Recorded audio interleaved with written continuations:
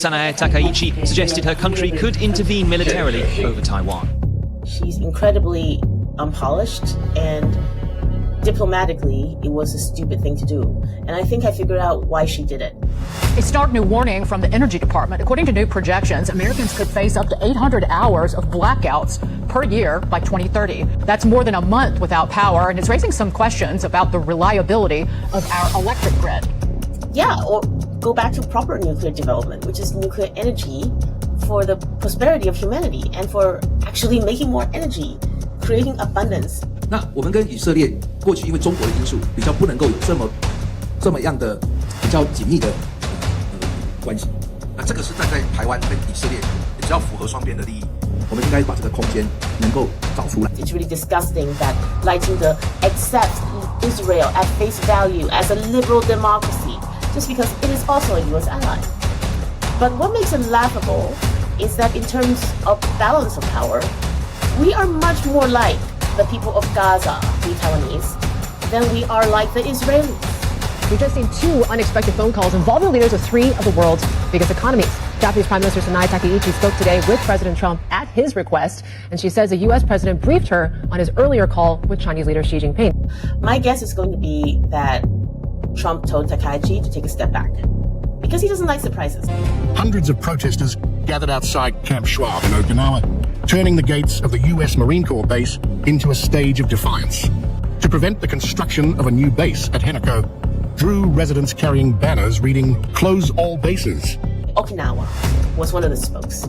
And when the Japanese forcibly took over Okinawa, the Okinawans saw it as the demise of their nation. For the first time since World War II ended, Tokyo has signed a massive defense contract. It is considered the largest in the nation's modern history. Japan is a nuclear threshold state. The Trump administration has laid out a radical realignment of US foreign policy. It's released the long-awaited US national security strategy, revealing Trump's vision of America's future in the world. So you know the United States, with the release of the national security document yesterday that everybody's talking about, it's very clear what trajectory they're trying to take. Japan, Korea, Taiwan, we're all being asked to make incredible tributes to the center of empire. So we're being asked to buy weapons, of course. We're being asked to make investments. President Lai Ching-te says China is threatening Indo-Pacific security and the international order. 中国近来持续以军事恫吓、灰色地带压迫、经济胁迫、外交打压等手段威胁台湾以及周边国家。 They hate China. They think everything there is tofu dregs. They still think Taiwan is superior despite everything, and that Daddy America is going to come to our rescue.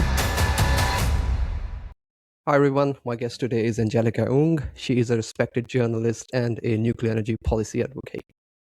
She has written everything from deep dives into Taiwan, China's will they not love fest to Taiwan's white terror history, to analysis of China's rapid nuclear energy expansion, plus urgent updates like, I can't keep up with my garden, soon I'll turn into a rabbit, which will obviously be the final form. Angelica has also worked as a paper, hopefully not a yellow cake. She has a Substack by the name of Typology, where she regularly writes detailed analytical articles. And her latest article, First Brick in the Firewall, Taiwan Blocks Red Note, talks about the one-year ban on Red Note app due to fraud allegations. She recently talked to Carl Jia, and I highly recommend you watch that conversation. I'll include the link of that conversation in the video description.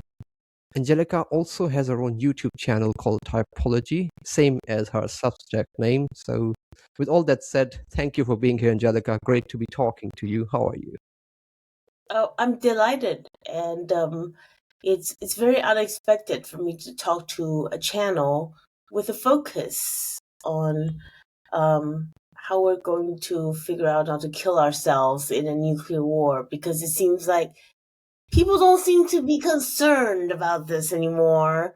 People think they have it all figured out. People think, oh yeah, nuclear weapons are a good thing, actually, because they make everybody else civilized. And we should have nukes for everybody. Nukes for Poland, nukes for Japan. Everybody should get nukes.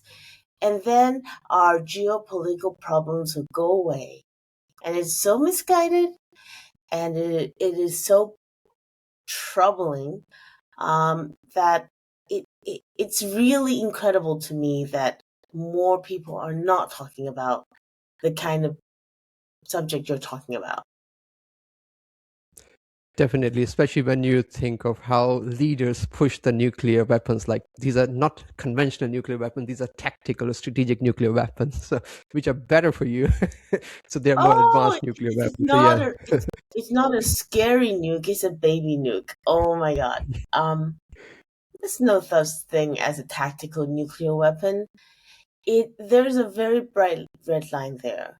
And they're trying to find a way to break that seal, to make that bright red line less bright. And to me, that is really the most dangerous thing you can possibly do. Because if it is not so bright, then somebody's going to start. And if you have a baby nuke, then somebody's going to have a toddler nuke, then somebody's going to use a teenager nuke. And before you know it, it's back to mutually assured destruction, except because you have the president, nobody has the constraint anymore. that's so true. That's so true. Imagine if all that brain power resources go into development instead of weapons. Where would we be? Yeah, or Yeah.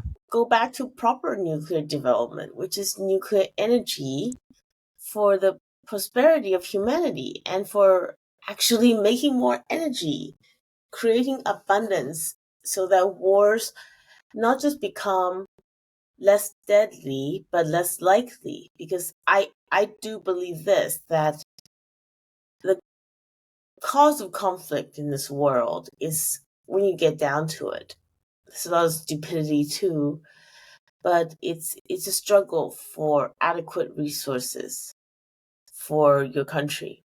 If you look at World War One and you look at World War Two, and you actually get down to the root causes beyond Hitler was an evil man, or the kings of Europe were dying as a system and they were all crazy and too proud, you'll see actually very good material reasons for why those wars came into being. And almost always it is the changing of a world order and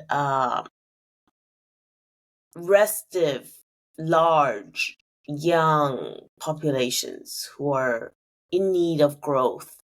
So war became the result because they needed more space, they need more resources, and the best way to get it is to take it from somewhere else. It explains Japanese militarism also. So I think really we're in a world that's not primed for war, because in the most powerful countries, we have the opposite condition. We have falling populations. Not just falling populations, we have populations where we don't actually know how relevant they are going to be to the economy going forward, and the threat isn't from another country taking our jobs, it's from AI. So we're heading into a really weird world where our whole employment situation is about to be turned upside down anyhow. And we do have this amazing technology, and we're fighting about how best to kill each other in a trench. To me, it just seems truly nonsensical, bordering on suicidal. And I didn't think I'd see a war like Ukraine in my lifetime. I truly didn't. I'm an end of history baby. I grew up with Francis Fukuyama, and I thought Uncle Francis was. I didn't think Uncle Francis would lie to me or be wrong, but here we are. We're not in the end of history. For some reason, even though there's not the same kind of drivers that precipitated World War One and World War Two, what we are very concretely looking towards is a change in the world order. So China is rising, America is falling, and it is activating a lot of what I call unnecessary muscle memory. There is no giant swath of the population looking for Lebensraum. No need for living room. America already has plenty. So if World War III happens, it'll be purely over a matter of pride. No, we're number one. You can't be number one because we are number one. So that will make it not just a tragedy, but also a farce, because quite plainly, we are entering into a world of abundance. Abundant nuclear power, I think, is also going to be on the way. So you have abundant power, rapidly escalating technology. So you tell me, what else is there to fight over rather than build together? I think your point about most of the wars are about extracting resources is so true. Even if you look at Japanese invasion or massacre of Chinese, British imperialism in India, or Dutch invasion of India and everywhere else, America, Australia, all those kind of things. Everything was about resources, I guess. So that's what humans have been doing. But there's a lot. I would have thought people would have wised up by now to share the resources without the effort of trying to kill themselves. But no. Ali, let me tell you, I am 45 years old. Yes, I am older than I look. And I'm willing to expose myself. I'm willing to age myself to make this point. That political discourse has definitely gotten stupider in the last quarter of a century since I've been a participant in it. So I'm 45 years old, right? I was in college and just starting to pay attention to what people are talking about the world, when I was in, around 20. And I can tell you, back then, we had some more standards. I'm going to tell you about you look younger, so I'm going to tell you about the ye old age of, I was in America, of the blogosphere. And it was very clear that, it was all about, okay, we can disagree about our opinions, but we should establish that we have the same facts first.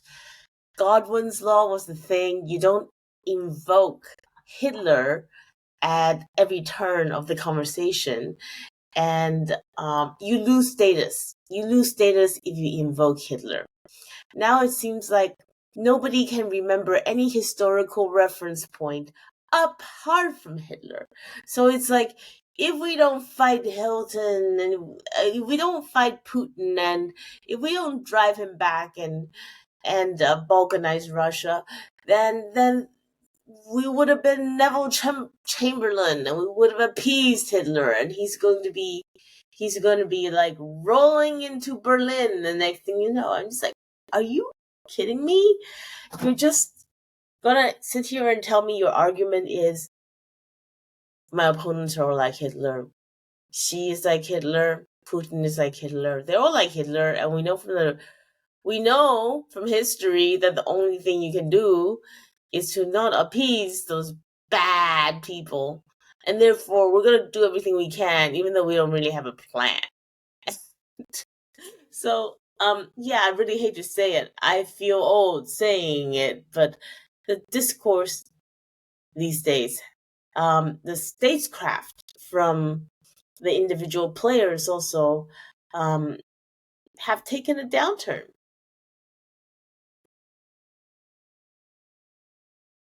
First and foremost, like many Chinese and Taiwanese, I don't think you look 45. I would never have guessed your age is 45. Thank you. So whatever you're doing with your skin routine, probably share it with other people as well.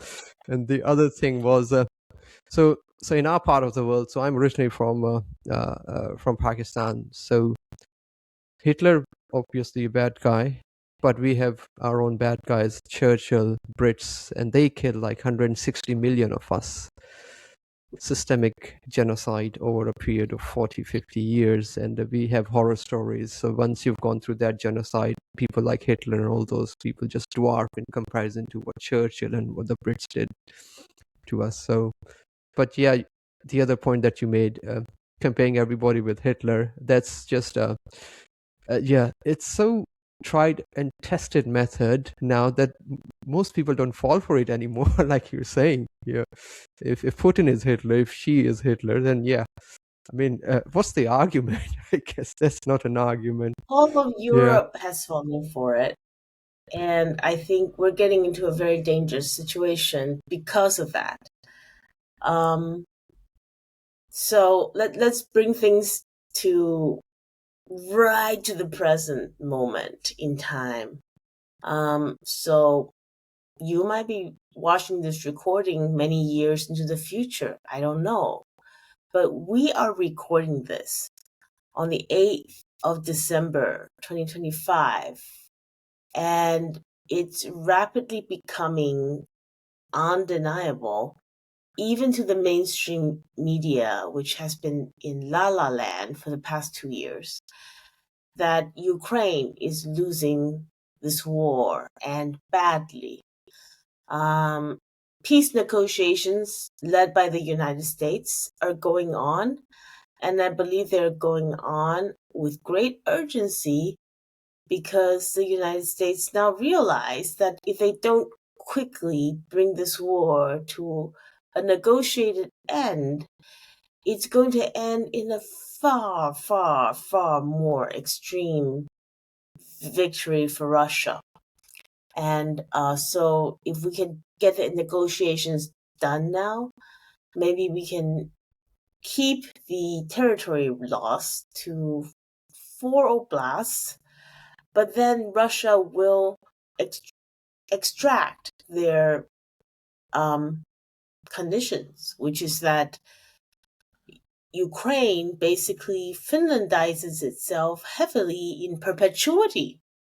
What I mean by Finlandization is aligned with Russia's foreign policy goals, mainly not joining NATO and not presenting itself as a problem, neutralizing itself. And this is what I personally believe Ukraine could have done before the war to prevent the war. And maybe we would have saved 1 million lives in the process if they did that. Or I shouldn't even say this they, because when we talk about the Ukrainians, there's a tendency to think of them as a mass with a common will that we have to respect Ukrainian agency. But I can tell you, as somebody from Taiwan, so I also live in what I call a borderland region. No, it's not, does not feel like that on the ground. You have people who are very much like, yes, we're pro-Taiwan. We will fight the PLA on the beaches. We'll fight the PLA in the mountains. We will form an insurgency. They're absolutely insane people like that. And they get a lot of column inches in the West because that's exactly what the West wants to hear. Like, they're like, we're getting a little tired of Slav versus Slav. It's already season 3. It's getting a little old and our Slavs are not performing. So how about season 1 of Chinese versus Chinese? You know? And that's how I see it. That we Taiwanese, basically, some people might say, no, we're a totally different nation. But in the eyes of the world, we're just Chinese with extra steps. And wouldn't it be great to have the pangolin Chinese fight the panda Chinese and take care of a lot of our geopolitical problems with China, because they're still working off the old playbook that if you have a rising power that is in threat of becoming a regional hegemon, you have to kneecap it in any way possible. And what better way than a war? I think And this is something you touched on your article, which you wrote probably a couple of years ago, and I referenced that when I first asked you, requested you to come and talk to me. You know, the complexities and risks of, let's say, an invasion by Chinese military of Taiwan if Taiwan doesn't peacefully reunite with China. So you mentioned that China has never seen Taiwan as a separate entity. It's always seen No. Taiwan as part of its own country, which was taken away from it many years ago, and now it wants to reunite. So I just want to talk to you about, just building on this point while you're talking about Taiwan. I saw this news a couple of days ago. Taiwanese President Lai Ching-te. I'll share this screen with you. Maybe you have more insight into this. Let me know when you see the screen. Okay, I see it. So Oh this my is something that I goodness. found really strange. Taiwan president citing David and Goliath This is tells strange, AIPAC Israel and is a it's model for also defense. So extremely Lai Ching-te, embarrassing. Taiwanese often look to the example of Jewish people and facing challenges from China. It's And the basically article keeps going. There's a Taiwan's tweet from him as well. So oh my God. Yeah, as a Taiwanese person, I'm embarrassed by this because for Lai Ching-te, what he means by democracy, liberalism and democracy, what he means when he say that is being on the side of Daddy America. That's all there is to it. And I'm sorry to be so crude, but if you look at Israel, who has disappointed, not just disappointed, but disgusted the world with their treatment of Gaza, of the killing of journalists and civilians, indiscriminate or hardly discriminate, or deliberately forced to stress the population.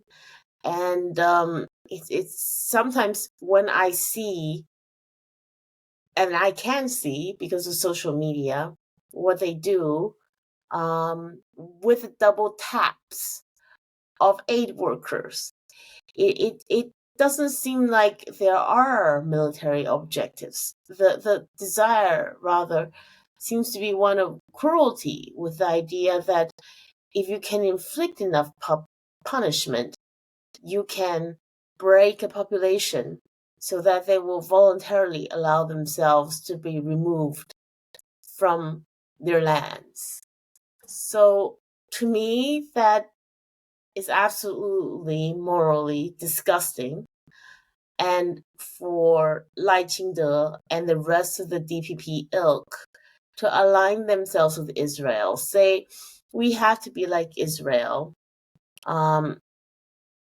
is both disgusting and laughable. The disgusting part is from the moral point of view, and I won't belabor it. I think everybody gets it. It's really disgusting that Lai Ching-te accepts Israel at face value as a liberal democracy just because it is also a U.S. ally. But what makes it laughable is that in terms of balance of power, we are much more likely, in terms of balance of power and, by the way, in terms of international standing, we are much more like the people of Gaza, we Taiwanese, than we are like the Israelis. Why do I say that? Taiwan is not recognized as a state by most of the countries in the world. Derecognition of the Republic of China government happened back in the 70s. And ever since then, we've existed in a diplomatic gray zone. And to me, that is not that unlike the people of Gaza. And every Gazan life is as precious as that of yours or mine or any American or any Israeli, but somehow they are treated like they're worthless. And so many have been killed, maimed, children, women, all of it. And we see it as screens. We hear of it as a statistic.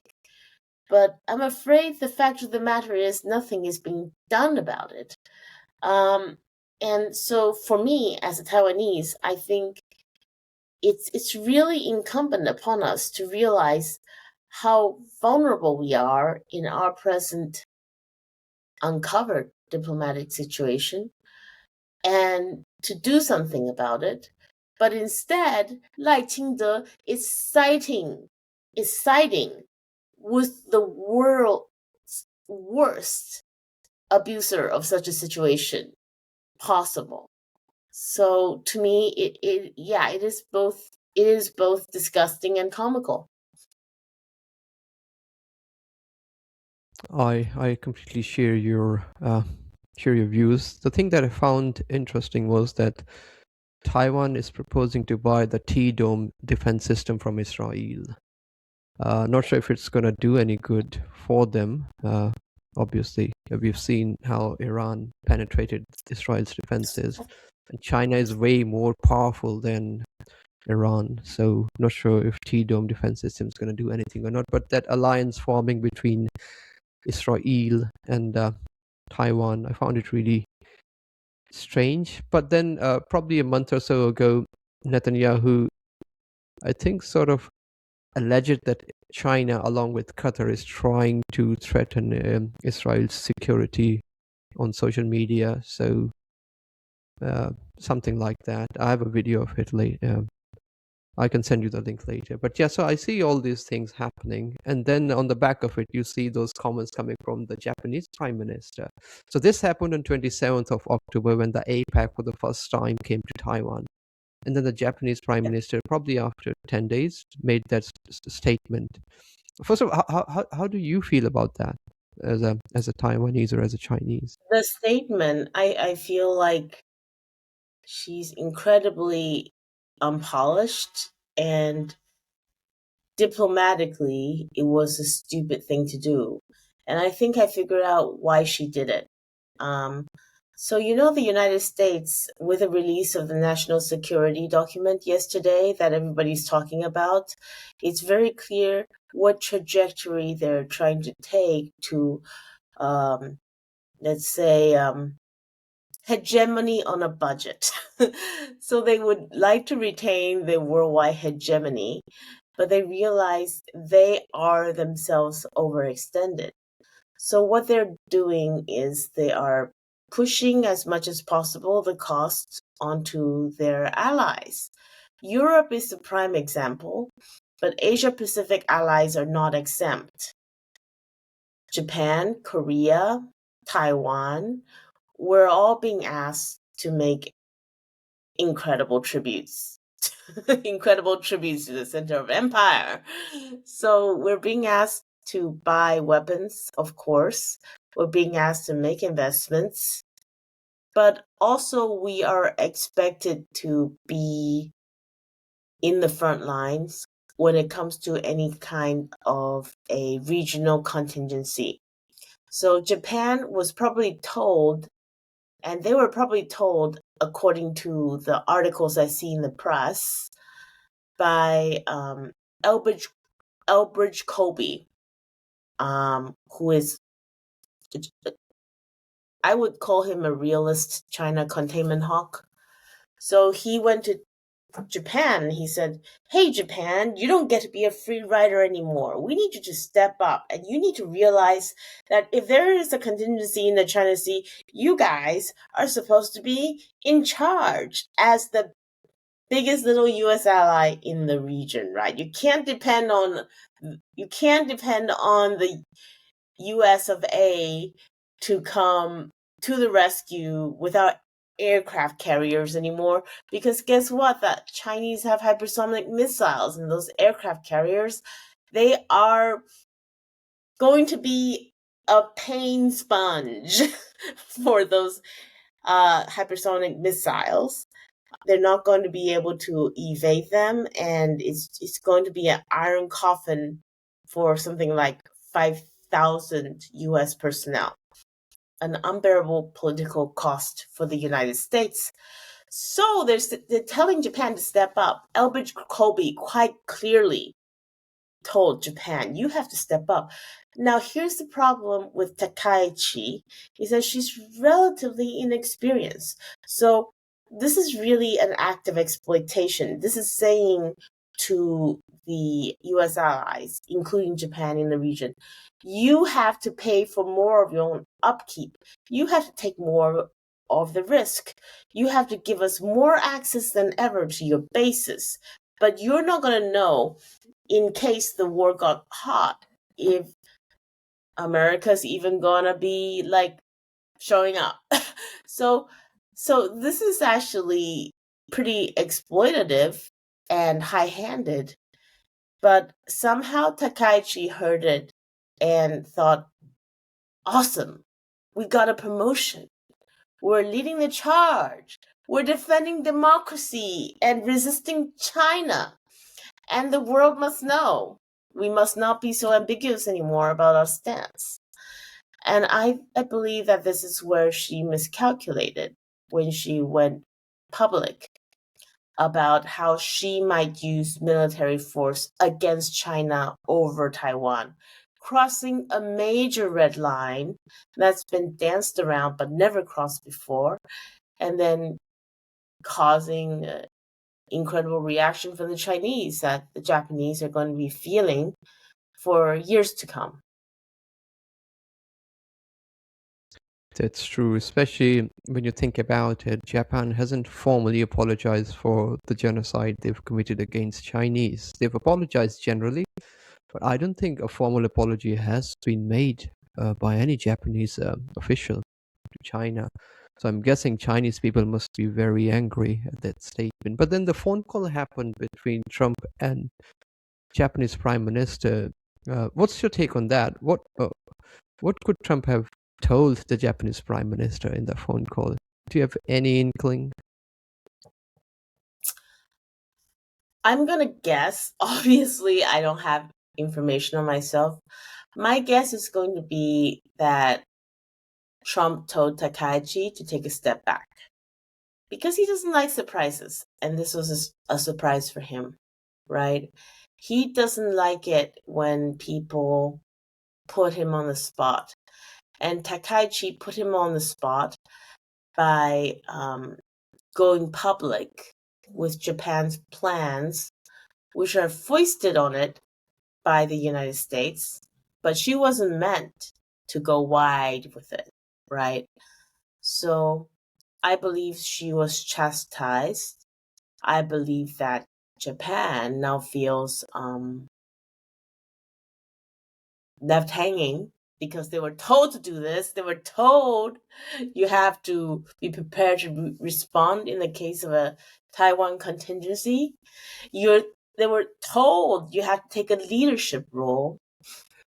In the case of China doing anything militarily in your backyard, but they didn't realize it's not a promotion, and they were expected to just do the thing and stay quiet about it. So I don't think Trump likes to be blindsided, so I do believe he told her off.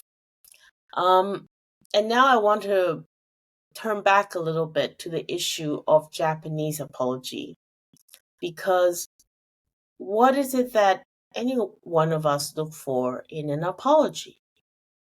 To me, it's not the frequency of the apology that matters, or that there was an apology, but that the apology, whether it happens once or 50 times, that's not as important as the sincerity of the apology. And by the fact that we still have right-wing politicians going to visit the Yasukuni Shrine, the fact that the Yasukuni Shrine exists at all, it's a slap in the face to the very idea that Japan has come to terms in any shape or form to what they did in the Second World War. The widespread sentiment in Japan, I'm afraid to say, is one of a victimization narrative. And to me, it's inexplicable, because you talk to any Chinese person, you talk to any Asian person who suffered, or whose ancestors suffered so brutally under the Japanese invasion. The trauma from that is real. It's intergenerational. And you go to a Japanese person, and it's really hard to even hate them, because they are as innocent as a dove, for they do not know what it was that their ancestors did. Have no desire to put them personally accountable for what happened 80 years ago. But there should be a knowledge. There should be a historical text. There should be remembrance, but there isn't. And I can actually share a personal story. I was actually in Japan with a friend, and a Japanese friend of this friend said, "Oh, let's all go to a temple. Let's go to a temple." And I was like, "Yeah, sure, why not? I'm in Tokyo. Let's go to a temple." The temple turned out to be the Yasukuni Shrine, and she spent the entirety of the visit trying to explain to me how the people there, the world sees them as war criminals, but actually they were just kids. They were just patriotic. They were just trying to do the best for their country. And she showed me their letters back home, and she tried her best to humanize them. And I guess my role as a Taiwanese person was to give her approval, which I didn't. I mean, I wasn't rude, but because, obviously I was her guest. But in my mind, I'm thinking, this failed. Like the historical task of making sure the Japanese people know what they did in the past and why it must never happen again has failed. They don't know. Worst of all, they think of themselves as the victims.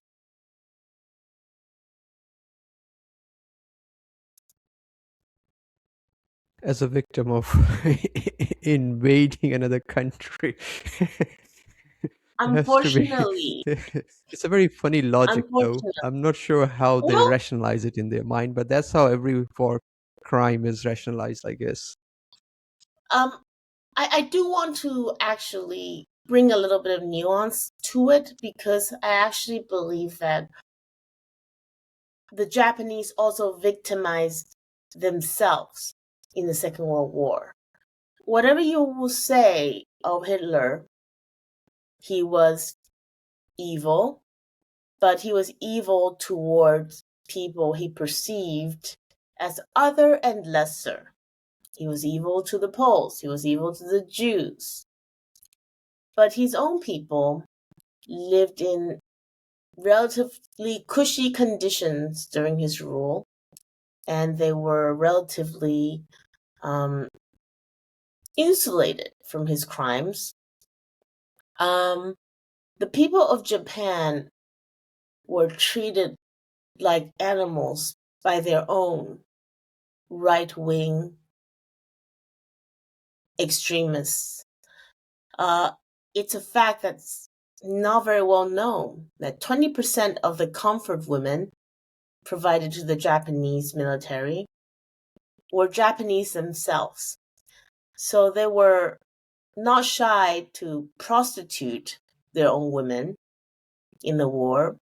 They were not shy to use their own people as pawns and cannon fodder. They actually imported massive amounts of farmers to Manchuria with the cockamamie idea that somehow the presence of these farmers would slow down the Soviets, which they didn't, obviously. They're farmers who don't know what they're doing and basically had to get help from the local Chinese that the Japanese were victimizing because they didn't know how to keep their bellies full, because they were rice farmers in Manchuria where they grew wheat. It's a totally absurd situation. And the great mass of the Japanese people during World War II, they were not the victimizers, they were also victimized. Now, of course, you can talk about the culpability of that, because if you're victimized but you also support the victimizer, or you're not exactly the good guy either. But I think it's really important to remember. It's important to remember in this present day, because a great mass of Japanese people today, there might be imperfect education about what happened in World War II, but their tendency is to be pacifist. Their tendency is not to want to remilitarize. And certainly they have their own traumas about World War II, so they say no to the bomb. But everything is reversed when you look at their pro-military right-wing extremists who have somehow wormed their way to the top spot of the country. So we really, really, really have to worry about the rise of militarism in Japan, especially in the context of trying to obtain a nuclear weapon. Yeah, and that's scary. But the thing is, where's the money gonna come from? Because Japan's economy, it's okay, but it's not doing as great as it was doing 20 years ago. It's I'm not sure how they're gonna afford to spend so much on military. Same with, let's say, Taiwan. I mean, Taiwanese economy is good. I mean, but the thing that puzzles me is China, like for many other countries, China is the biggest trading partner of Taiwan. I think 22% of trade, of Taiwanese trade is with China. TSCM and Foxconn, they've got manufacturing hubs in China, two of the biggest companies in Taiwan. So why?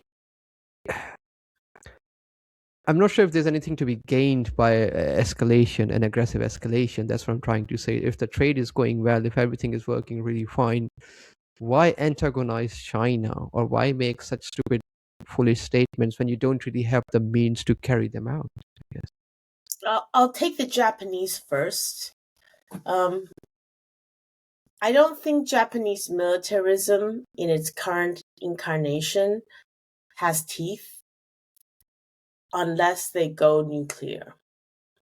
The reason I say that is for all the same reasons you just described. Their population is cratering, and they are farther ahead in the demographic crisis compared to the other Asian countries. They're pioneers in not having babies, and they've been doing it for a couple of decades now. And the result is you have a cohort that is not ready for war in the conventional sense. Not only is it a small cohort, it is not a particularly energized cohort. You hear a lot about the concept of hikokimori, which is basically being a shut-in. And you hear that the Japanese youth are actually too passive to even go on dates and get married, let alone invest in the next generation. So you look at a country like that, and and the economy and the debt level, you're just like, my goodness, how can they possibly cause any trouble? But then you realize that nuclear weapons change everything. And I have to say, Japan is a nuclear threshold state. And what I mean by that is if you want to bake a cake and you have all the ingredients standing by and you have an oven, the oven is preheated, that's how close Japan is to a bomb. I've been told by experts in the nuclear field, and I should add a little bit here that while I'm not a complete expert in when it comes to nuclear weapons, I am, however, a full-time pro-nuclear advocate. I think safe, powerful, reliable nuclear energy is a boon to humanity, right? But that puts me in contact with people who are on the other side, on the weapons side. And they tell me, I was told at a conference in Singapore, that Japan is so close to sprinting to a bomb. They can do it in a matter of weeks to come up with a functional device. Whether that device is going to be worthy as a deterrent, I'll leave that to the expert in the field to interpret. But what I know in my mind is you have a really combustible situation where the extreme right-wing nutcases in Japan feels like becoming a nuclear-armed country is their ticket to relevance and safety and ability to hold their head up high again.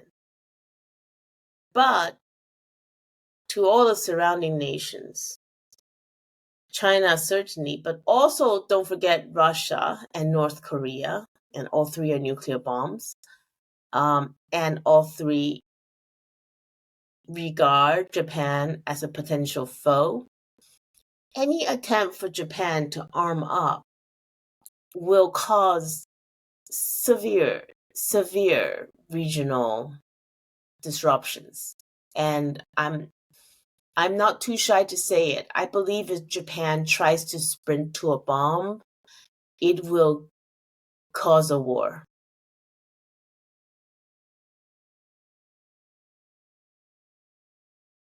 I think that's true, that if Japan tries to militarize itself further, it may cause a lot of commotion in the region. I saw an interview of Professor John Mersheimer, I think on one of Indian channels. I don't know how that Indian channel popped up into my YouTube feed. I actively avoid those. But one of the Indian journalists was very not aggressively, actively trying to get an answer from Professor John Mersheimer that in event of China attacking Taiwan and US attacking China, how can India help America sort of like bring down China? So I think everybody is very keen to fight everybody. I'm not sure why. There's nothing to be gained by fighting, because it's 2025. There's so many things that we can do to improve the life of, let's say, sick people or people who've been injured in wars, because most of the casualties in war obviously men, but then most of the wounded are women and children, amputees. There's so much we can do to help them or improve productivity of agriculture, energy, like you mentioned. I want to talk to you about the nuclear energy as well, because this fascinates me also. But yeah, I'm not sure why everybody is so keen to militarize. But then I was thinking, isn't it hypocrisy if, let's say, if Japan says that Taiwan is a separate country, then Okinawa used to be a separate country or kingdom as well. So there's a claim, there's a much stronger claim on Okinawa that it should separate from Japan. And there's a reason why all the military forces of America are in Okinawa, not in main Japan. So they can plunder and do bad things in Okinawa. So there's a hypocrisy as well. So do Japanese people don't think about that? Have you felt that in your interaction with Japanese people? Do they care at all? I haven't talked about the Okinawan issue specifically with the Japanese people, but it is an interesting history of their long existence as an independent kingdom, they became a tributary state of China. And here I should explain what a tributary state is, because a lot of people think of it as, okay, they're China's vassals, they're China's little brothers, they don't have their own sovereignties. That's not exactly what it is. There is a hierarchy, of course. As tributary states, they acknowledge that China is the regional hegemon, I guess, but China doesn't try to meddle. It mostly is like a formalization of relationship. It's almost how in modern day we bestow recognition to a fellow state by saying, yes, I am a state and I acknowledge you as a state. We formalize it with contracts and we formalize it with diplomatic visits. And that's how the world stays in good relation with each other through mutual recognition of who's in charge where, right? The tributary state was very similar, except it has Taiwan as the hub to the spokes that went out to everywhere. And they, exchanged fruits, presents, right? And there's actually an unwritten rule that whatever you receive in tribute from your tributary state, you have to return a tribute of greater value. So wherever you were, let's say the Mongolians sent their furs, I don't know, like southern islands sent their oranges. The tributes came in from all around. It's supposed to represent the best of the region, but it's like whatever they had, right? So if you're from a poor area, it's not going to be fantastic. In return, China sent its best merchandise, the silk and the porcelain, and they are generous. So much so that tributary states often got like too enthusiastic about the concept and started sending tributes too often, and China had to be like, let's back off on this. This is very kind of you, but it's not necessary. Let's just do this once a year, okay? So because they were getting a good deal, and in return, China doesn't meddle in the domestic issues of the tributary state. They are acknowledged as the kings of their realms, and it's just that they're also know that they're in a greater order, and they're not a threat to China, and vice versa. Commerce can continue. So I would like to let it be better known that the tributary state was more like a system of international acknowledgement, although, to be fair, with China at the center, it's a hub and spoke system of international engagement. And by the way, Okinawa was one of the spokes. And when the Japanese forcibly took over Okinawa, just as they forcibly took over Taiwan, the Okinawans saw it as the demise of their nation. And actually, one of the Okinawans leaders came to China to ask the leader of the Qing dynasty to help Okinawa.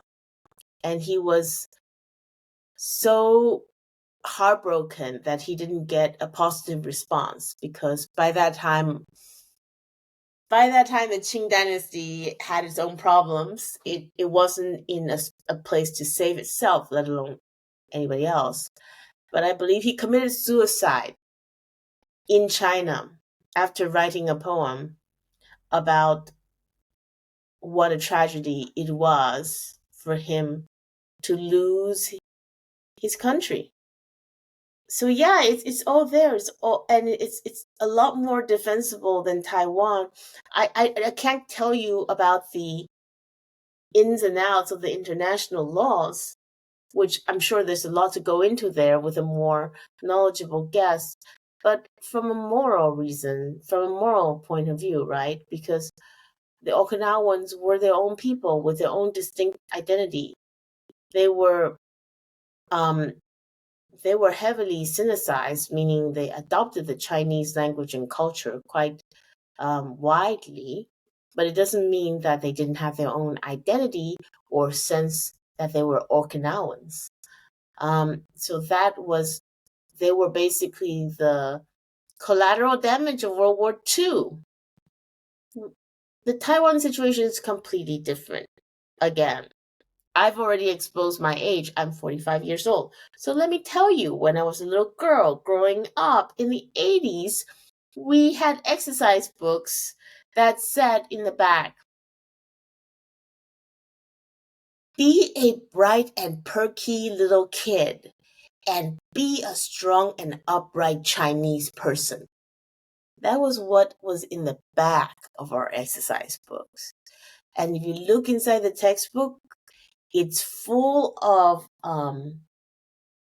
lessons that instilled our Chinese identity.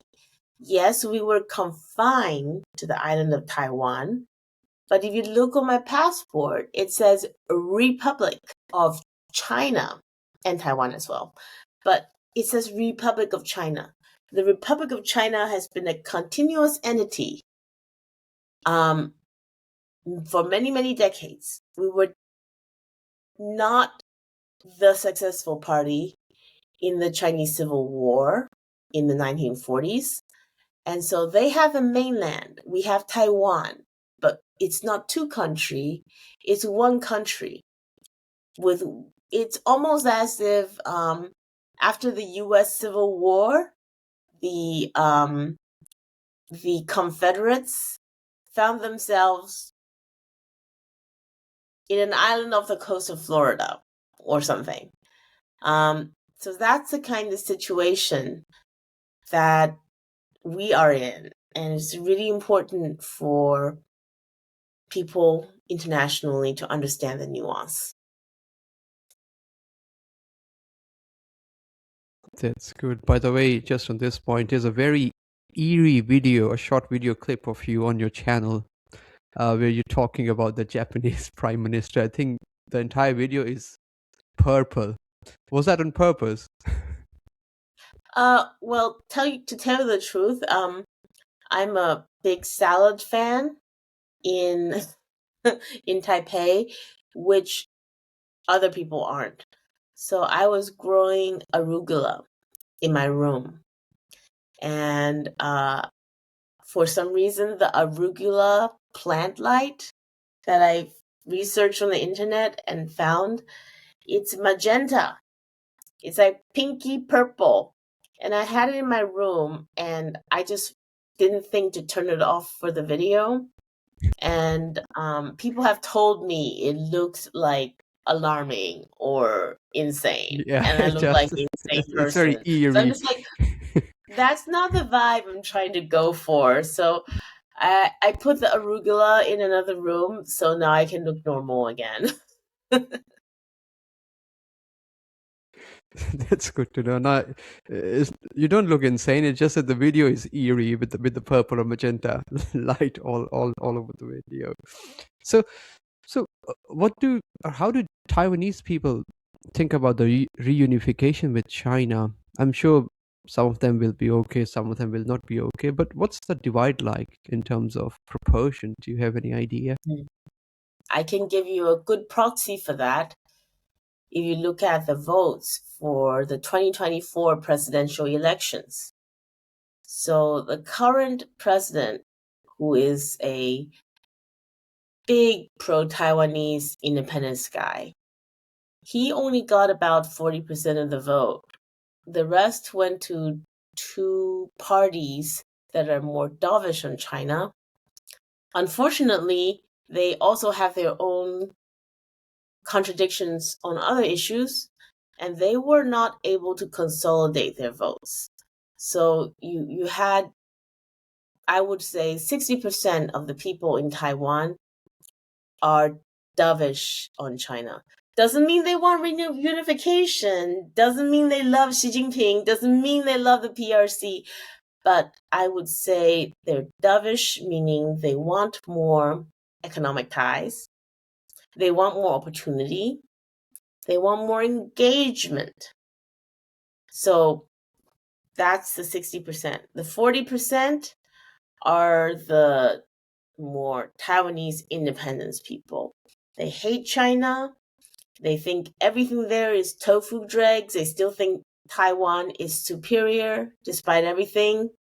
They think everything in China is Potemkin and that Daddy America is going to come to our rescue as long as we're the goodest boys and girls and do everything right, align with their agenda, do things like have AIPAC over, do things like spend a lot of money on bottom of the barrel defense equipment. By the way, Taiwan is one of the most important customers for Anduril, that worthless drone startup by Palmer Luckey. Okay, and we're paying $1 million a piece for their worthless suicide drones. I mean, those things are so inferior. They've been tested in Ukraine, and so it's known on the ground that they're worthless. Actually, you see them on the ground more than anything else because they're so sensitive to electronic warfare jamming. They don't even get off the ground. So we paid $1 million a piece for those worthless US drones. Meanwhile, the best makers of drones is right next door. It's at the PRC. It's on the mainland. So it really just makes me sick to think about how the Taiwanese have made ourselves to be the ultimate sucker. But it's not everyone. It's that 40% of the population. And I believe that after the Trump tariffs, that was a big betrayal. Then the pressure to move TSMC to Arizona, including the most advanced node, this was the biggest betrayal. And also, may I say, it's banditry. It is bandit behavior. And then the demand for Taiwan to invest something crazy, 40 billion, 80 billion, those numbers are so big I can't even, get them in my mind anymore, but an enormous amount of money to invest in America. And I have no problem with Taiwanese investing in America. But if those investments were worthwhile, they would have happened already because there's no ban to Taiwanese investing in America. The fact that they didn't happen before and they have to be mandated almost guarantee that those investments are not going to be good investments in the long term. But what it does do is it ties up a lot of Taiwanese capital in the States. And to me, the fear is that capital, it becomes hostage to America. And we've seen from the Euroclear case in the Russian-Ukraine war that if your money is not under your own upkeeping and safeguarding, it might not be your money in the future. So I wonder what kind of national security laws could be invoked in the future for America to take a hold of that Taiwanese investment. And then, of course, we're asked to buy all these insane, bottom of the barrel, military junk, and to add insult to injury. They haven't even gotten here yet. We paid for tens of billions of US weapon systems that we haven't even seen off. This is this is unacceptable behavior, right? Would you buy from Amazon or Temu if you ordered your stuff like years ago and it hasn't shown up on your front door yet? And they're telling you, order more. You need to order more to keep yourself safe. No, I don't feel safe because I don't want to rely on a partner for my safety that reneges on promises. So yeah, I would say that was a very long tangent, but to answer your question, as of 2024, the split is probably 60-40, with 40% being in the maximalist pro-Taiwan, we hate China position, and 60% being we're pragmatic. We want to work with China.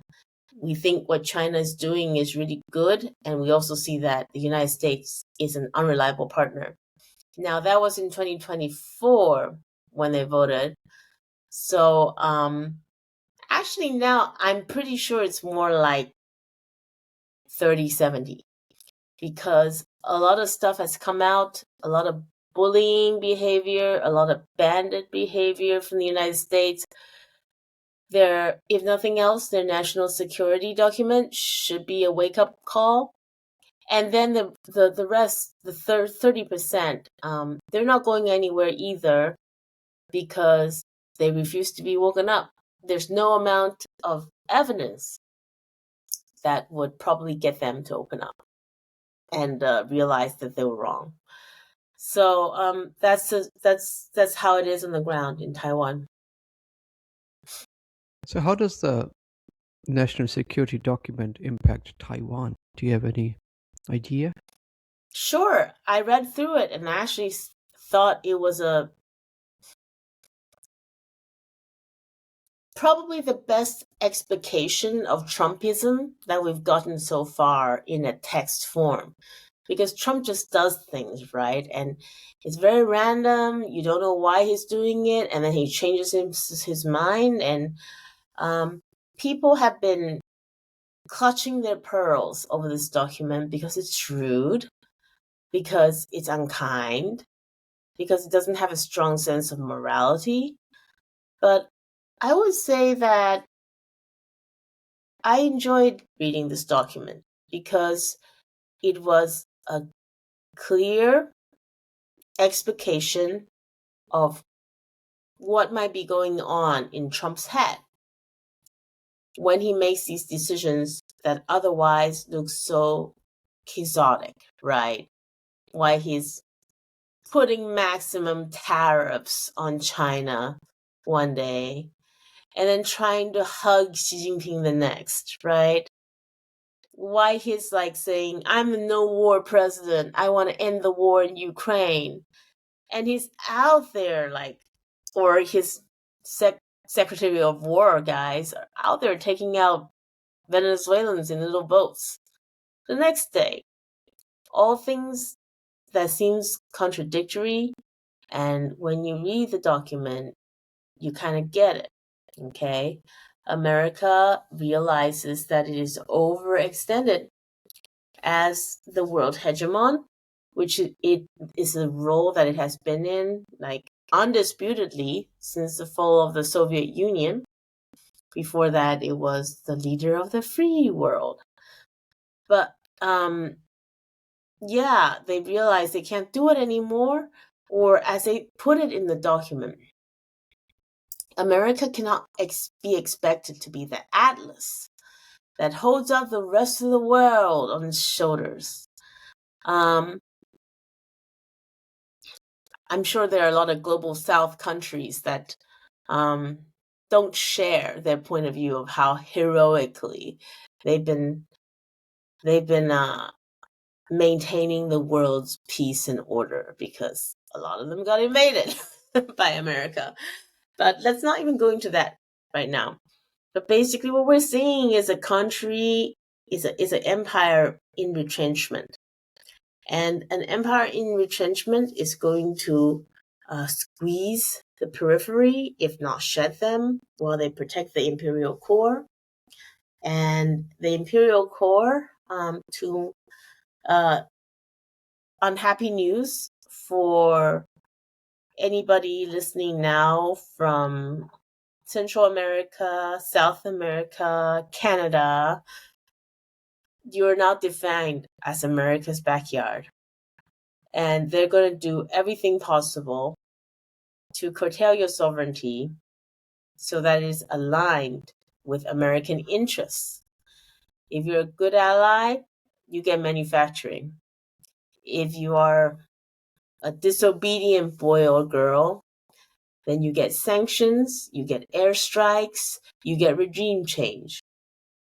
I think this is because that the Trump administration realizes that AI is not coming along as fast as we think, and instead of like gods made out of sand giving us abundant everything in 5 years, we're going to have a US AI bubble that completely tanks the economy within 5 years. That, by the way, is a prediction by Chinese economy, Justin Li Fu Lin. And just as an aside, he's also from Taiwan. He actually swam over as a defector from the island he was garrisoned in as a Republic of China officer. And he swam over to the Chinese side. Purely because he felt like he doesn't want China to be continually weak, and he wanted to contribute to their prosperity. And Taiwan was already prosperous, but that's 20 million Chinese back in his days, and he wanted to help the 1 billion.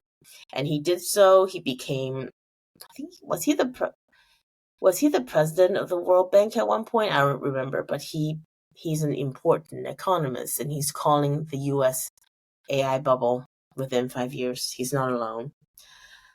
So, okay, the whole like robots going to take our jobs thing is might not happen for all of it, but America still doesn't want to be so reliant on manufacturing. It's saying, let's do manufacturing in our backyard. Let's use these South American workers. Let's make sure American companies have absolute control over them. So the Monroe Doctrine 2.0, some call it the Donroe Doctrine, is, yeah, it's a basically a reboot. In terms of Taiwan and China, I note very clearly the stripping of any kind of moralistic language. No longer is Taiwan referred to as a democracy. It's referred to like a piece of real estate in a deal. It has certain attributes. So the document talked about Taiwan as a producer of elite semiconductors, and it talked about the geopolitical implications of Taiwan as an island in the first island chain. So we're a chip producer first, and then we are implicated in keeping sea lanes open second. And as far as Trump is concerned, that's all he cares about Taiwan. He expects us to buy a ruinous amount of US military weapons. But those of us on the island who think that we're buying a security guarantee is clearly deluded, because not only is that not written anywhere, not only is that not promised, Trump himself is not agreement capable. So even if he did promise, you shouldn't take that seriously. In the document itself, it said, a military overmatch in the Pacific region would be ideal. So what that means is they can't do it, okay? Because if they could do it, if there's a chance of them getting a military overmatch against China, they would say it is imperative for us to create a military overmatch in this theater. But if they say, well, that's nice to have, you already know they can't do it. They can't do it against the Chinese because the Chinese are a manufacturing superpower. And if you're good at making cars, making toys, making phones, you're also going to be good at making all these military things, and at a fraction of the price. I believe the US knows that it has been outmatched. That's why it's trying to push the responsibility for defense onto all these little brother ally states. And yeah, so I think it's, the document says, first of all, that, but it also, it's a very schizophrenic document because it wants to trade with China, it wants good relations with China, it realized globalization cannot completely be undone, but it's trying to contain China at the same time, but it realized it cannot have a direct confrontation. So it's trying to do everything at once because the United States is not such an old country, and there's just been 3 modes outside of war to deal with the world. The first is isolationism. That's the Monroe Doctrine. The second is Cold War, like shoring up your own alliances and messing with the other guy's alliances. So there's a Cold War mode also. They know how to do that. And the third thing they know how to do is like globalization, neoliberalism. That's pretend that we all just trade, that everybody, the invisible hand will take care of everything. Those are the 3 ways America knows how to deal with the world. But none of them is working against China. It's under neoliberalism and the free trade religion that China got so strong in the first place. So they need to pull back from that. But they can't fully contain and oppose it. They cannot also be isolated from it, Cold War style. So they're trying to do a little bit of everything. And that is why the Trump administration seems so erratic.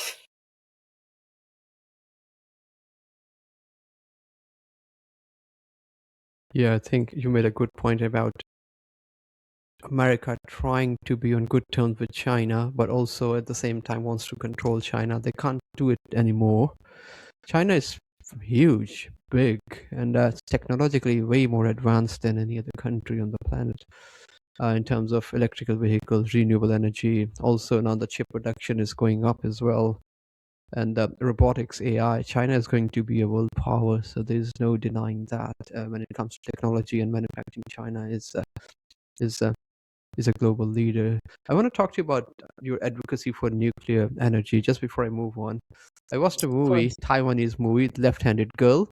I think I watched it last week. It's a really nice movie. Yeah, I don't know how it just jumped into my mind. Yeah, it's a really nice movie. I think it's been submitted for Oscar. Left-Handed Girl. It's a really nice movie. I liked it. So how did you get interested in energy and also nuclear energy? Well, What motivated it you? was a long journey. I was anti-nuclear once upon a time because I didn't know anything about nuclear power. I had all these outdated cliches in my mind about how nuclear energy is, first of all, dangerous. Second of all, been superseded by better, safer, cheaper energy. It's a dinosaur. It's on its way out. The discussion was over. But then I came back to Taiwan from where I was living in Los Angeles. I am US Taiwanese dual citizen, Republic of China dual citizen. And I started working as a business reporter. During the course of that, I worked a lot on energy issues.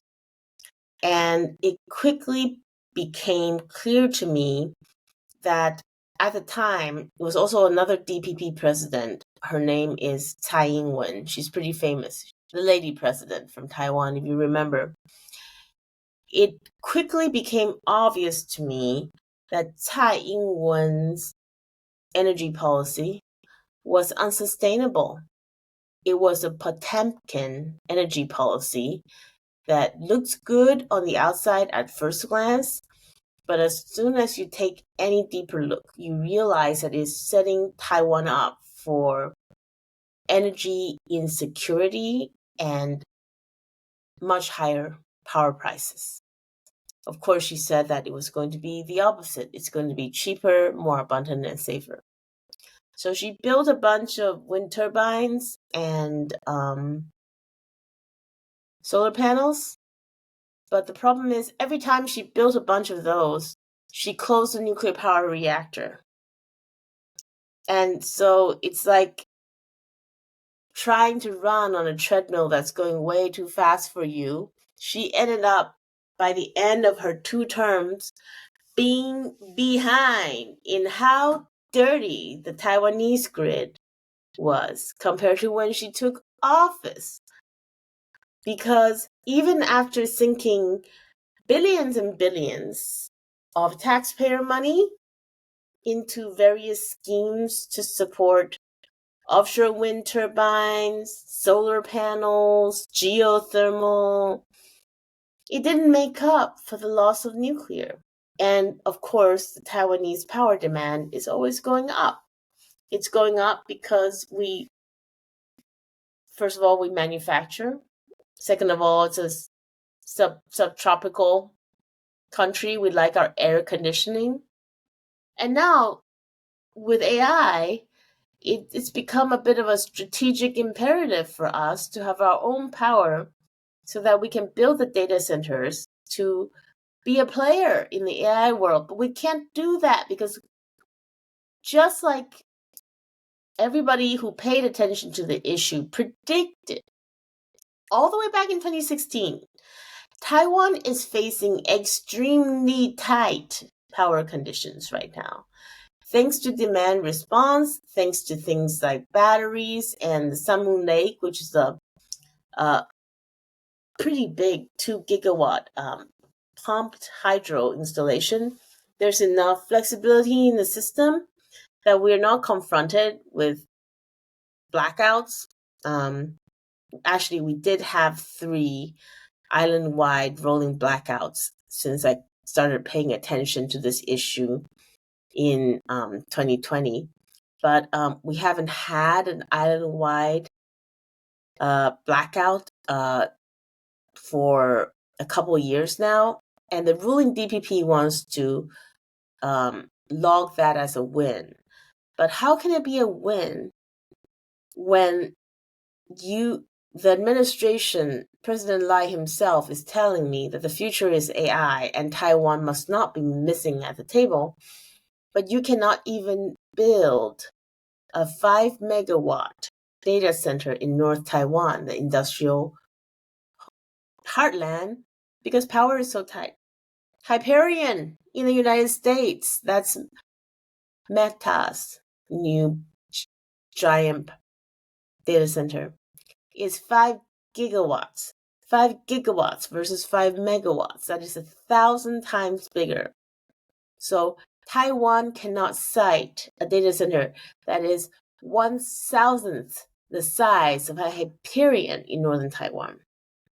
Southern Taiwan has a little bit better availability, but the biggest data center project in Taiwan is 100 megawatts. And it has to be built in 5 phases. And those phases are likely to be in different municipalities because not one single municipality has enough grid capacity to spare to support a 100 megawatt data center. So it's an incredibly frustrating issue because those nuclear power plants are safe. They're in midlife. I would say they're about 40 years old, all of them. And similar models in the United States have received life extensions and serve safely into 60-year-olds, 80-year-olds. I've even heard that some of them will get their 100-year-old extensions. meaning these reactors are century-long assets. So how stupid is it to shut it down at 40 years old? And this is literally my job, is to communicate with the public about this issue, engage with stakeholders, and realize that bringing those nuclear plants, which were built back in the late 70s and 80s, bring them back online, finishing the one we built in the middle and then got disrupted because one guy had a hunger strike against it. Can you believe how stupid?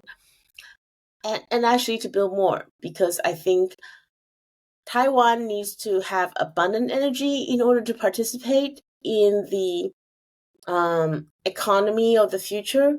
And as a small and mountainous island, the best way to do it is nuclear energy.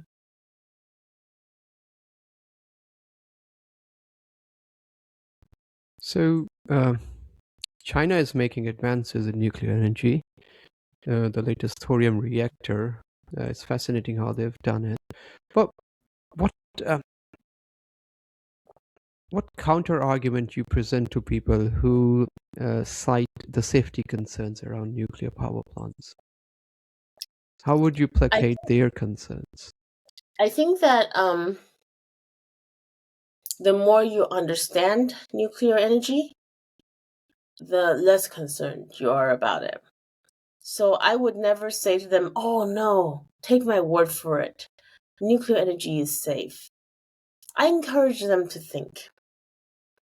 You know, back in 1986 when Chernobyl happened, nuclear energy really was a bit of a black box. We did not know the mass effect on the population of a big radionuclide release.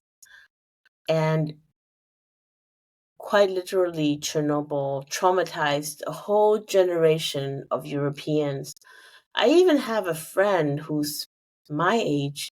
She was a very, very little girl when Chernobyl happened. And her mother was afraid to buy mushrooms because what if they're from Lithuania, she's German. So what if the mushrooms were from Lithuania and that's too close to Chernobyl and they got radiation? But in fact, after Chernobyl, people did studies, follow-up studies of what are the cancer rates, what are the life expectancies, and actually what they found was beyond the frontline workers who heroically charged in there and got a megadose to try and fix the situation, everybody else was like basically fine. The death rate for Chernobyl, the death count for Chernobyl varies widely, but I believe the true death count is extremely low. Directly affected by radiation, certainly less than 100. And then you realize Chernobyl was a very isolated case because it was a special kind of reactor. It's called RBMK. It doesn't have a containment building. It's a horizontal reactor. It's actually not a bad design. They did some really they had to do some really stupid shit to make it blow like that. But it doesn't have a containment dome. And just about every single other nuclear power reactor in the world right now, apart from those RBMKs, I think there's still a couple of them running, all of them in Russia. You have a containment dome that keeps everything in.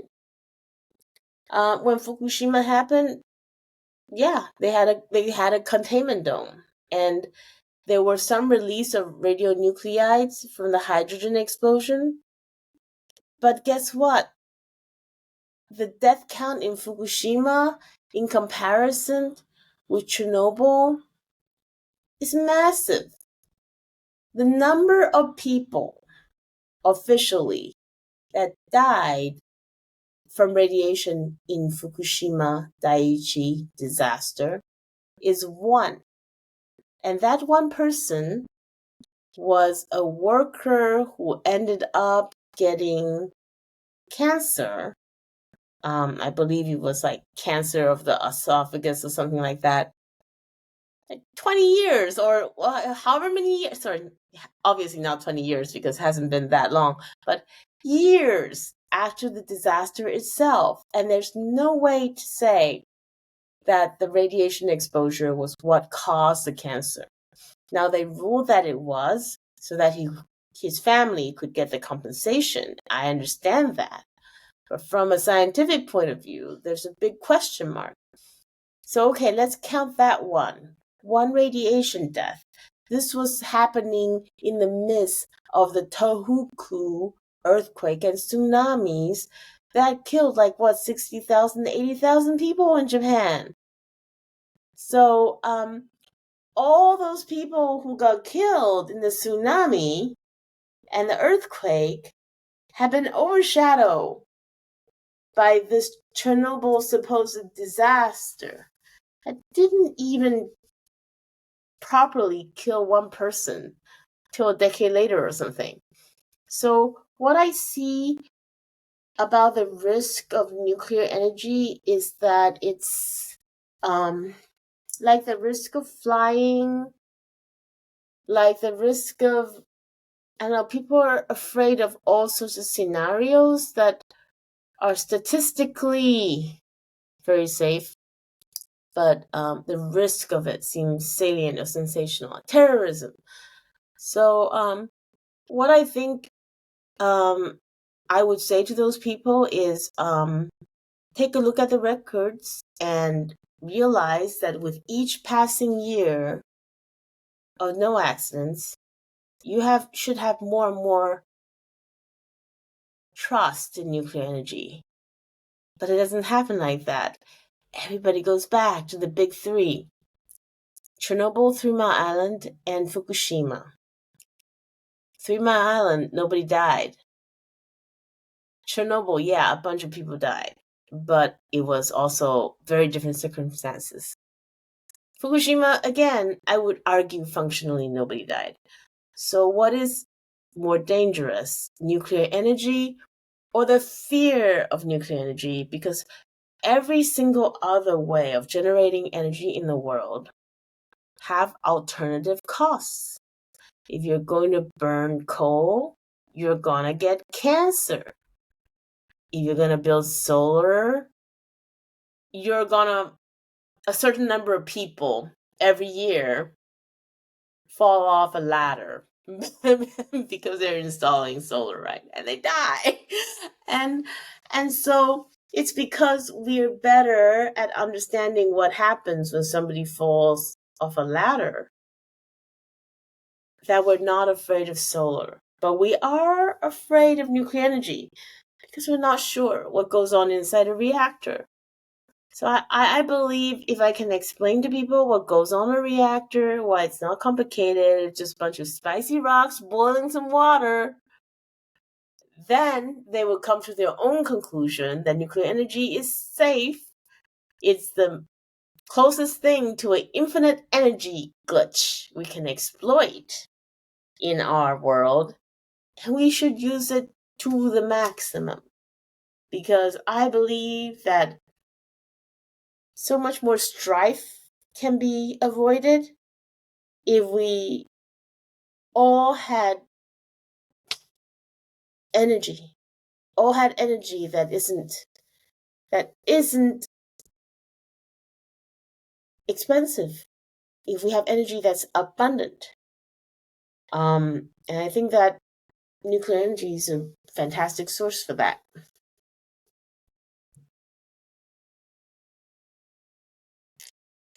So you mentioned you advocate for it. How do you advocate for this? Do you talk to politicians? What are the avenues that you use for that? That's a good question. A lot of my advocacy work based in Taiwan is producing the kind of content that goes directly to the people. educating the media, because a lot of times people think of the media as, well, they're biased. Well, I was a reporter myself, and I can tell you a lot of the reason why we are biased is because we're ignorant. If you can imagine being a reporter, having to basically be an instant expert on whatever comes up on the news, a subject that real experts take 10, 20, 30 years to master. But your deadline is in 8 hours, 5 hours. Okay? How can you not be ignorant?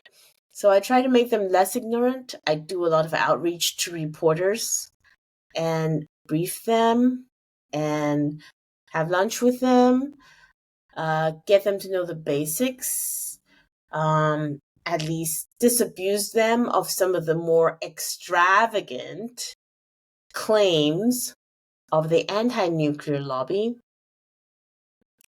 Politicians I've had mixed success with. Sometimes it's been fantastic to work with them if they're already pro-nuclear, or they see that being pro-nuclear is aligned with their supporters or whatever. It can be very productive. I work with lawmakers to increase awareness, and also those lawmakers end up drafting legislation. So I feel like by providing them with information, I am indirectly having input into the future laws regarding nuclear power in this country. And that's actually becoming very pertinent as Taiwan has closed down its last nuclear power reactor this May in 2025. But we might be turning them back on again soon.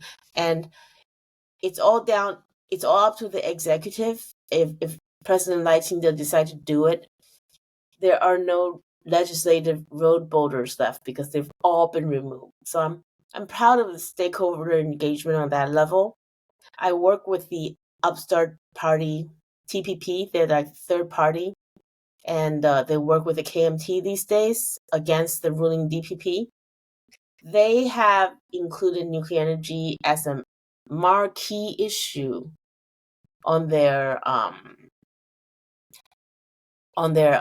agenda, and it's been extraordinarily successful for them. Actually, the Taiwanese right now, I bet you anything, are the best educated group of people about nuclear energy you will find on this planet, because we've been arguing about it for decades. So stakeholder engagement. I write op-eds, I write articles, videos. I go on streaming shows because nobody watch the news anymore.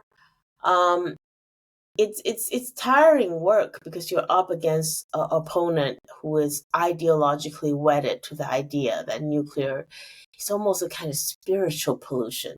You know, we don't want it on the island of Taiwan. It's like we want to keep our island pure. To me, it's nonsense. You want to keep your island clean. You want to keep your air fresh, and the way to do that is by getting your electricity, which all of us need, through the safest form of energy possible, and that is, for Taiwan, that is nuclear. So when you take them out for lunch, do you pay for the lunch from your own pocket? You know what? I do have a budget to do that, and I often pay for lunch if I'm taking a local nuclear advocate, another local nuclear advocate out for lunch. But when I go for lunch with reporters, it's generally their policy that they pay for lunch for me. So I think that's just the policy of New York Times or whatever. Yeah, they pay. So you're a pastry chef as well, right? Is that right? Do you bake? Well, that was actually a bit of a battlefield promotion. I should mention that before COVID, I was living in Los Angeles, and I was working in the profession. I was working my way up in the professional kitchen world, and I thought it was going to be my career. I had very little life outside of the kitchen, and one day I was at my restaurant where I was the line cook. And my chef came up to me and said, the pastry chef just quit. And then he looked at me. I swear this is this is very, very like, I benefited from discrimination because he looked at me. I was the only girl in the kitchen. He's like, Angie, can you bake? And of course, I never baked before professionally in my life, but I baked in my own kitchen. I made cookies and cakes. I'm like, yes, chef, you're the new pastry chef now. And guess what? I figured it out. I looked at the old recipes and I was like, okay, I know how to do this, I know how to do that. And I ended up that was a big promotion for me. And I was like, yes, I'm on my way. I do a good job doing this. I'm going to be sous chef next year, maybe. There's a lot of turnarounds, it's like you're poorly paid, but if you want to hustle, you have opportunities. Then COVID happened. And all of a sudden, it was like the restaurant was a ghost town. That was when I moved back to Taiwan and started a whole new journey because I didn't think I was going to be back in journalism. And certainly I knew nothing about energy at the time. So it's been I guess it's almost the end of 2025 now. So it will be starting in let's see when I get here in April 2020. So it's been almost 5 years and it feels like a whole different lifetime. That's good to know. I just recently learned how to make apple rhubarb crumble. Sounds I made it. delicious. Yeah, night before last night turned out pretty good.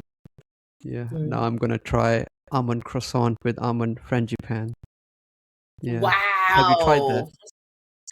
That's a big favor of mine. I love that frangipane. So good luck. Yeah, let's see how that turns out. But yeah, way into the future, I guess, not right now. So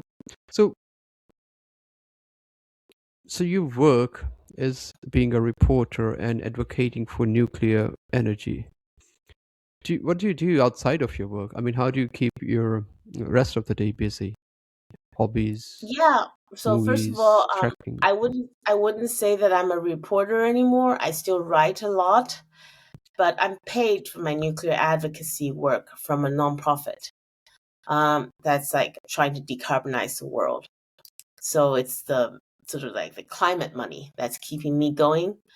I have to say though, these days the issues of war and peace really animates me. And I've taken it on as a personal mission to ensure that Taiwan does not become a second Ukraine. And unfortunately, it's a possibility just because of the power dynamics of the world. Because of nuclear weapons, and here I do have to give them their due, because they're so tremendously destructive, they have made direct superpower confrontation impossible to contemplate. And many people credit them for bringing peace to the world. Obviously not peace everywhere, but in general, there hasn't been another world war in 80 years. And they say it's thanks to nuclear weapons. But the conflicts still remain, and they simply find another outlet And since great powers cannot directly confront each other, the easiest way is to create a proxy conflict in what I call a borderland country. So a country that's like Ukraine is like very associated with Russia, but it's not Russia. Okay? And you have a conflict over Ukraine, it does double duty because you get to look like the good guys by standing up for the little guy. You get to hurt your primary opponent. And also, it's not your people doing the fighting and the dying. And I think they look at Taiwan and they see the possibility of another Ukraine, a borderland political entity where they can encourage popular sentiments to desire independence and freedom, and basically weaponize the Taiwanese against the Chinese, even though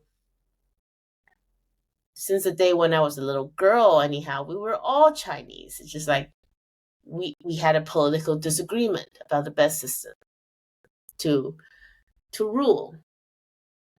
So I don't believe that Taiwan is going to be the new Ukraine, but the risk is there. And the risk is also there that even if the Taiwanese refuse the role of being the Asiatic Ukrainians, that some other country might be recruited. So isn't it interesting how, as the Taiwan issue kind of simmers down, as people realize Taiwan is not a good fit to be Asia's Ukraine, isn't it interesting that just as this happens, you pivot to tension in the South China Seas, and you pivot to the rise, once again, of Japanese militarism. I don't think those things are accident. They're seeing that Taiwan is more like China's Crimea than China's Ukraine.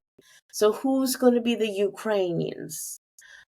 Maybe Japanese, maybe Philippines. But I wouldn't want either of them to be embroiled in a conflict. And I think the threat is always there for conflict in the Asia Pacific to go out of control and become a third world war that none of us will survive. That possibility is always there. It should always be there in the background.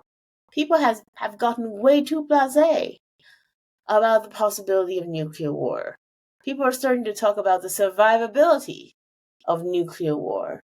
And to me, that's so asinine when we're living in a world where we're just like that far from truly Star Trek level possibilities. And you're telling me you're going to risk all that, throw it all away on like Cold War stuff that I thought we all got over. Yeah, that's so true. When I was talking to Dr. Ivana Hughes, he was telling me there's no place safe on this earth if the nuclear war happens. I mean, yeah, because it's not the immediate explosion, it's the aftermath as well. The radiations, they linger on.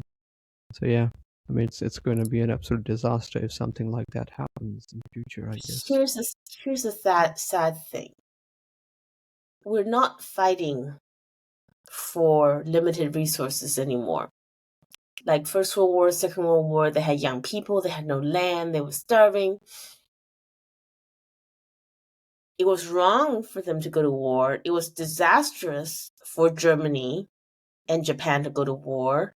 But you can understand it given the systemic pressures of when you have a young, starving population and newly industrialized and they have the capability. You can understand the structural situation. But now there is no such structural situation in place for war, because everywhere across the rich world, The population is not expanding, it's contracting. And not only is it contracting, it is anxious about what it's going to be doing in the future because AI could take all our jobs. So the material conditions for wanting to be expansionist is not present. So what I'm seeing, why there still are geopolitical tensions that are very, very present with us, is we have a status anxiety issue. And America would very much like to remain number one in the world, undisputed, hegemon. I don't think there's ever been a global hegemon before, but it's hard to give up power once you get used to it. And as for the rest, the American allies, they've gotten used to being on the hegemonic team, and that makes them feel that they're special and high status too. So the rise of China, and also especially the fact that Russia stubbornly refused to curl up and die, just like the Soviet Union, it troubles them greatly. But it's not so much a true existential threat as status anxiety. They don't know who they are anymore if they're not the top dog or the top dog's friends. And I find it so sad. Instead of warmongering, they should go to therapy.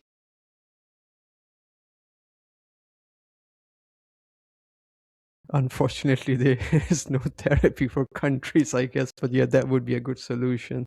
Look, I can talk to you for hours about the rise of China. I know I've taken so much of your time. I really appreciate you taking the time to talk to me. Maybe sometime again we can talk and then we can explore, because there are a couple of things that came out of your talk, and I was going to refer to those, but I've already taken so much of your time, but I'll talk about them in future.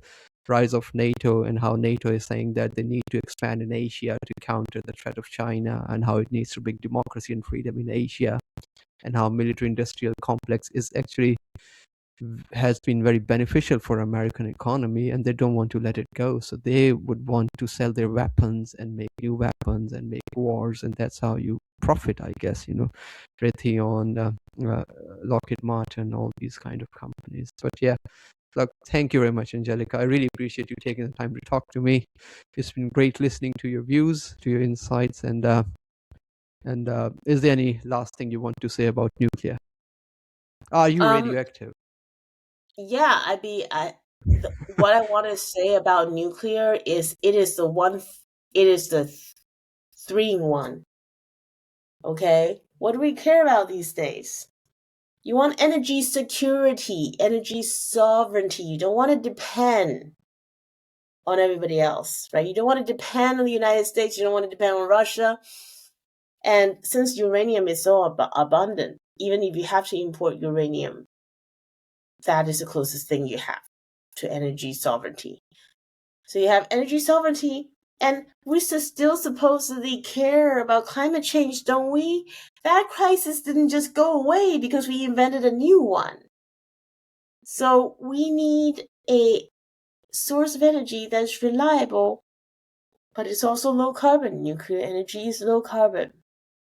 And third of all, I believe in abundance. I believe that the world will be better when we have abundant energy. And I am talking about everywhere. I'm talking about not just a rich world. I want nuclear energies for Africa. And think about how their lives would be transformed. And before you say, oh, Angelica, nuclear energy is so expensive. How can anybody afford it outside of the G7 or whatever? I'm like, hey, Taiwan in the 1980s did not make microchips. Taiwan in the late 70s and 80s was the biggest maker of Barbie dolls on the planet. We made about 80% of the world's supply. We were poor, or we were like a very much crappy stuff came from Taiwan. You know, if you made an umbrella and it broke, you'll say, made in Taiwan. That was where we were starting from. Japan started from there too, and China did. And then we all climbed our way up the value ladder, but we were very, very, very low. We still managed to build our nuclear power plants, and we managed to build it on time and mostly on budget. So it can be done.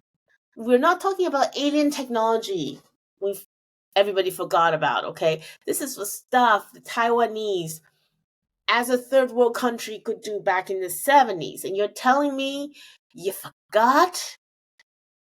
Or that it's too expensive? No, the problem is not with nuclear energy. The problem is with your regulations. The problem is with your withered industrial base. The problem is not figuring out how to boil water with spicy rocks, because we understand that quite well. So that's my pitch. Give nuclear energy a chance and keep nuclear bombs right out of sight, and then we will have a prosperous future, like the Star Trek future we all want. Thank you very much, Angelica. Thank you for your time. Thank you for being so generous with your views as well. I'll stop recording now. Thank you.